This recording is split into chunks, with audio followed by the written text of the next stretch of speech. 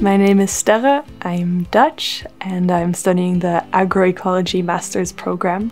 I'm doing the double degree with Wageningen University and Isara.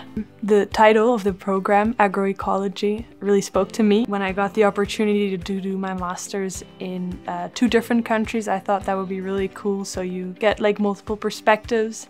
And that's why I chose France, and I think Lyon is a really cool city because it's still very big, but it's not like like Paris where everyone seems to go. This double degree offers you a lot of different perspectives.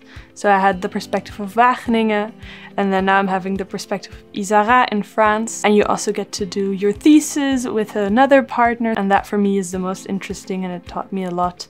So I hope I can use it in my job to think out of the box. I went to the introduction week for international students and I really enjoyed that because there was a good combination of getting you started with the French administrative processes, but also fun activities. It was really very, very welcoming. I really think that it teaches me to think about topics and problems, to connect different dots that you normally wouldn't connect. I would like to work maybe at a NGO that's not too big, that connects farmers and facilitates them in learning from each other. I think that would be the coolest.